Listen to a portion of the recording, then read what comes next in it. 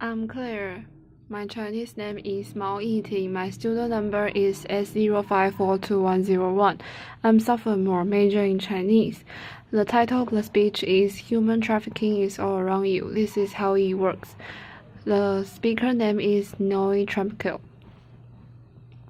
About 10 years ago, I went through a little bit of a hard time, so I decided to go see a therapist. I had been seeing her for a few months when she looked at me one day and said, "Who actually raised you until you were 3?"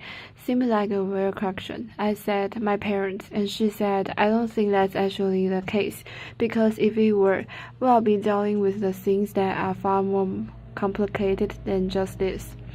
It sounded like a setup to a joke, but I knew she was serious because when I first started seeing her, I was trying to be the funniest person in the room, and I would try and crack these jokes, but she caught on to me really quickly, and whenever I tried to make a joke, she would look at me and said, "This is actually really sad. Dexter, it's terrible." So I knew I had to be serious, and I asked my parents who had actually raised me until I was 3, and to my surprise they said my primary caregiver has been a distant relative of the family. I had called her my auntie. I remember my auntie so clearly, it felt like she had been part of my life when I was much older. I remember the thin straight hair and how it would come around like a curtain when she bent to pick me up, her soft southern tight accent, the way I would cling to her even if she just wanted to go to the bathroom or get something to eat. I loved her, but with the facility that a child has sometimes before she understands that love also requires letting go. But my clearest and sharpest memory of my auntie is also one of my first memories of light adult. I remember her being beaten and slapped by another member of my family. I remember screaming hysterically and wanting it to stop, as I did every single time it happened, for things as minor as wanting to go out with a friend or being a little late. I became so hysterical over her treatment that eventually she was just beaten behind closed doors. Things got so bad for her that eventually she ran away. As an adult, I learned later that she had been just 19 when she was brought over from Thailand to the state to care for me on a tourist visa. She wound up working in Illinois for a time before eventually returning to Thailand, which is where I ran into her again at a political rally in Bangkok.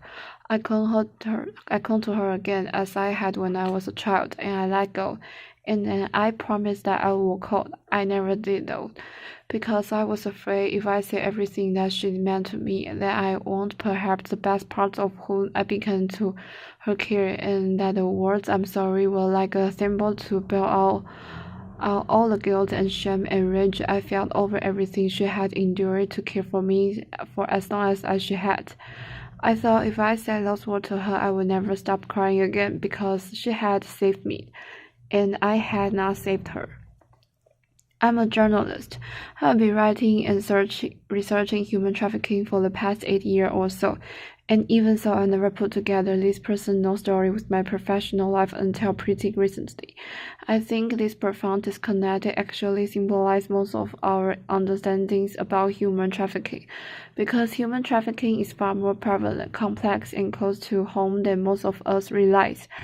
I spent time in jails and brothels interview hundreds of survivors and law enforcement, NGO workers, and when I think about what we've done about human trafficking, I'm hugely disappointed, partly because we don't even talk about the problem right at all.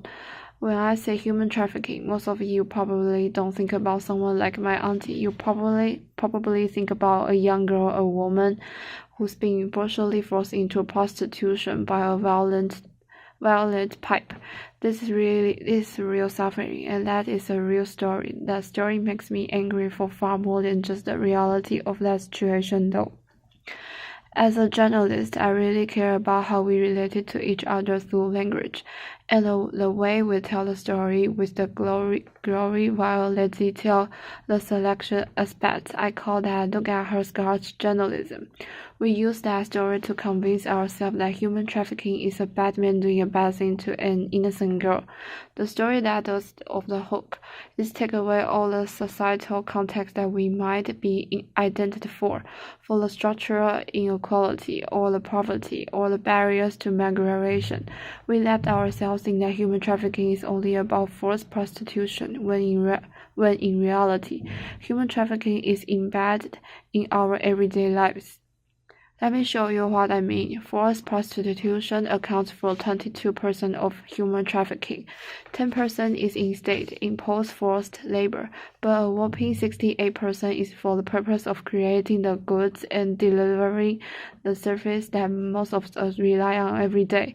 In sectors like agricultural work, domestic work, and construction, that is food and care and shelter, and somehow these most essential workers are also among the world's most underpaid and exploited today. Human trafficking is the use of force, fraud, and coercion to compel other person's labor, and it's found in cotton fields, in cotton mines, and even car washes in Norway and England. It's found in U.S. military bases in Iraq and Afghanistan. It's found in Thailand's fisheries industry. That country has become the largest exporter of shrimp in the world, but what are the circumstances behind all that cheap and plentiful shrimp? The Thai military were caught selling Burmese and Cambodian migrants onto fishing boats. Those fishing boats were taken out, the men put to work, and they were thrown overboard if they made the mistake of falling sick or trying to resist their treatment. Those fish were then used to feed shrimp. The shrimp were then sold to 4 major global retailers: Costco, Tesco, Walmart, and Carrefour.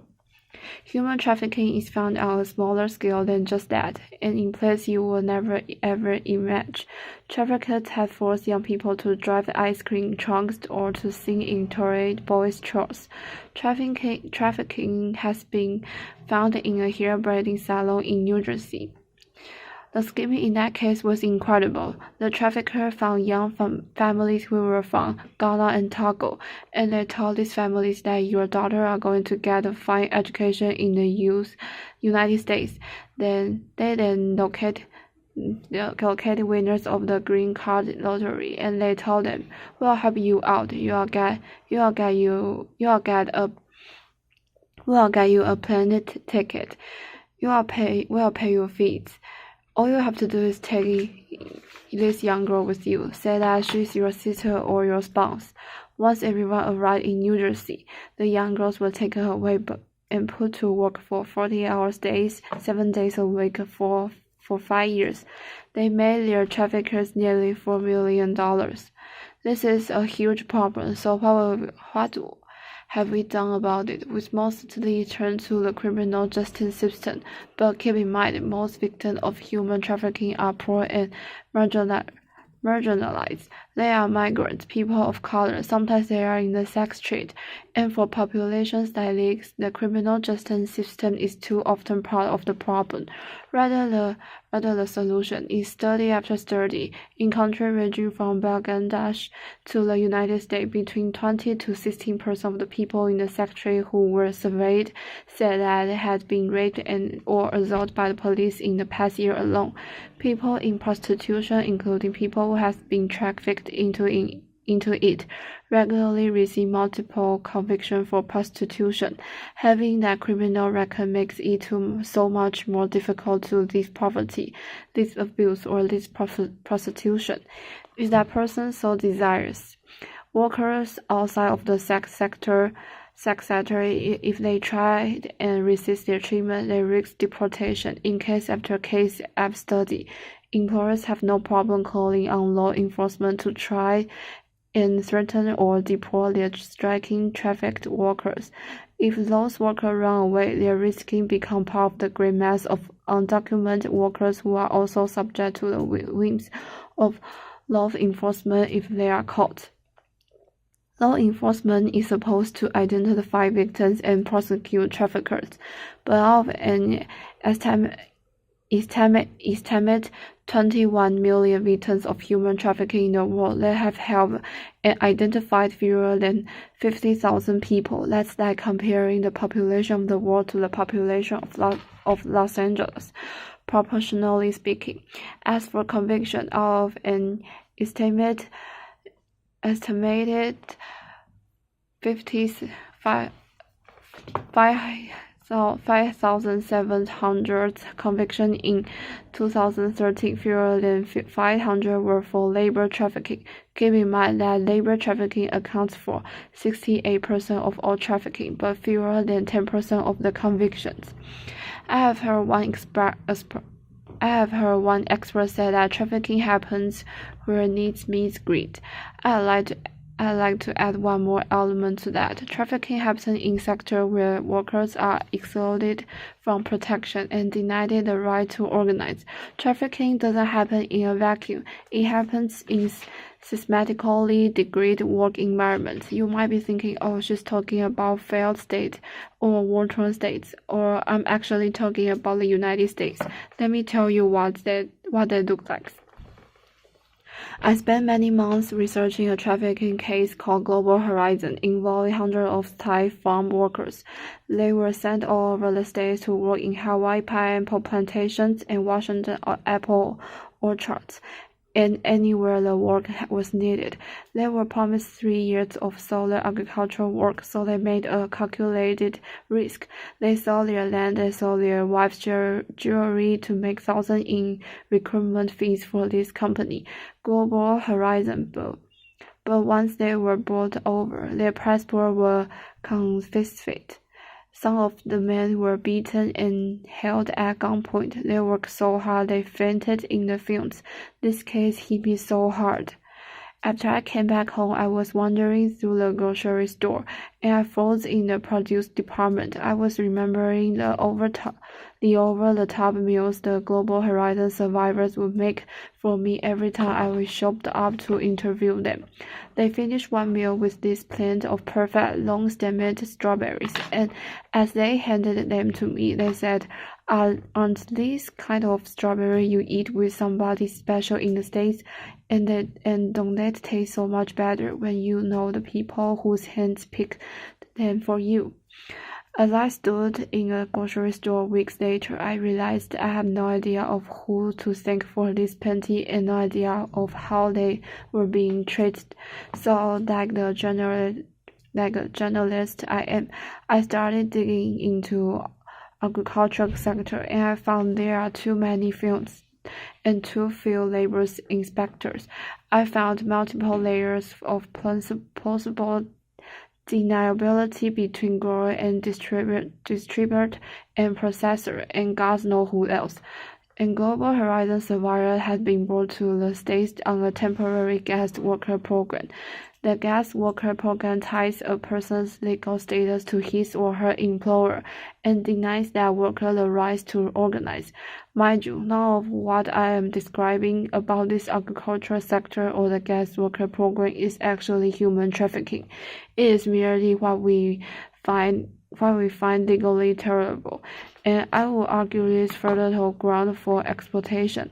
And all of this had been hidden to me before I had tried to understand it. I wasn't the only person grappling with this issue. Parag Omidyar, founder of eBay, is one of the biggest anti-trafficking philanthropists in the world, and even he wound up accidentally investing nearly $10 million in the pineapple plantation, cited as having the worst working condition in that Global Horizons case. When he found out, he and his wife were shocked and horrified, and they wound up writing an op-ed for a newspaper saying that it was up to all of us to learn everything we can about the labor and the supply chains of the products that we support. I totally agree. What will happen if each one of us decided that we are no longer going to support companies if they don't eliminate exploitation from their labor and supply chains? If we demanded laws calling for the same? If all the CEOs out there decided that they were going to go through their business and said no more? If we ended recruitment fees for migrant workers? If we decided that guest workers should have the right to organize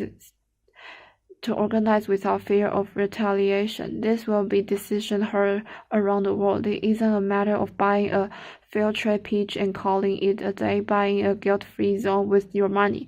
That's not how it works. This is the decision to change a system that is broken, and that we have unwittingly but willingly allowed ourselves to profit from and benefit from for too long. We often dwell on human trafficking survivors' victimization, but that is not my experience of them. Over all the years that I've been talking to them, they have taught me they are more than our world states. If each one of us is more than what we have lived through, especially trafficking survivors. These people were the most resourceful and resilient and responsible in their communities. They were the people that you will take a gamble on. You will say, I'm going to sell my rings because I have the chance to send you off to a better future. They were the emissaries of hope. These survivors don't need saving, they need solidarity. Because they are behind some of the most exciting social justice movements out there today. The nannies and housekeepers who march with their families and their employers' families, their activism got us an international treaty on domestic work rights. The Napoleon women who were trafficked into the sex trade, they came together and they decided they were going to make the world's first anti-trafficking organization, actually headed and run by trafficking survivors themselves. These Indian shipyard workers were trafficked to do post-Hurricane Katrina reconstruction. They were threatened with deportation. They were blocked out of their work compound and they marched from New Orleans to Washington, D.C. to protest labor exploitation. They confounded an organization called the National Gas Worker Alliance, and through this organization they have wound up helping other workers bring to light exploitation and abuse in supply chains in Walmart and Hershey's factories. And although the Department of Justice declined to take their case, a team of civil rights lawyers won the first of 1,000 civil suits this February and got their clients $40 million.